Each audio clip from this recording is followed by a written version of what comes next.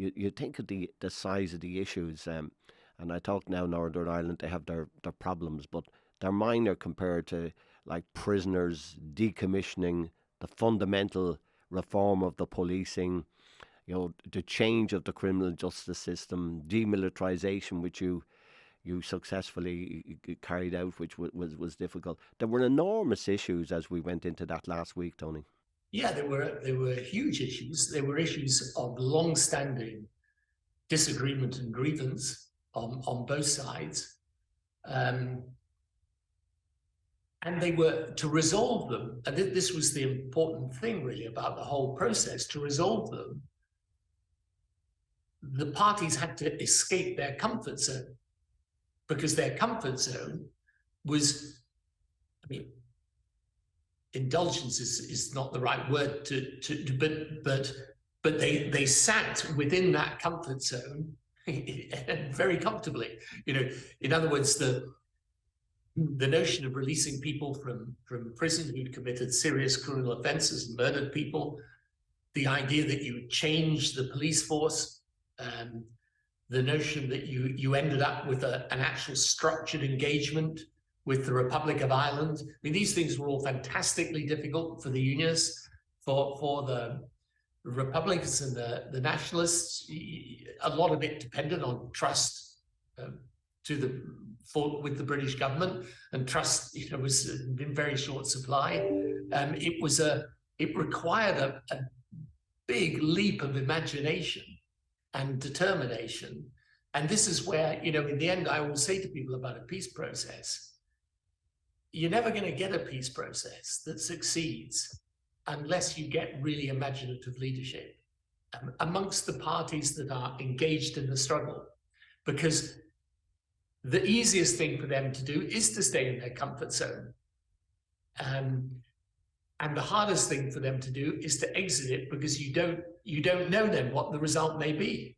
And one of the things that Gerry Adams and Martin McGuinness used to say to me during the course of this, they'd say, look, if you end up doing a bad job for the Labour Party and they're just going to be angry at you, if we end up doing what our guys consider a bad job, we're dead. So it's and many other people will die along with us. So it's this is an issue of huge sensitivity. And David Trimble would say, if we lose this, if I misjudge the moment to take the unionist community to a new place, this situation is not going to be, you're not going to return to the status quo before the negotiations. It's going to be even worse, because you'll have had this failure to reach agreement. So this was what made it difficult. And I think what happened with the process in the end was two things. I think there were a set of principles that did make sense at the heart of the agreement, number one. And number two, I think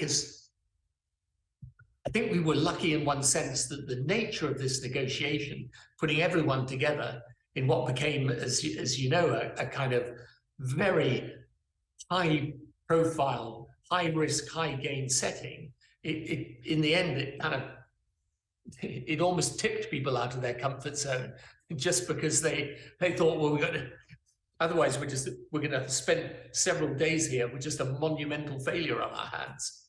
I suppose as we got down to the last few days, the thing that's remembered by everybody, your famous quote about the hand of history in the last few days.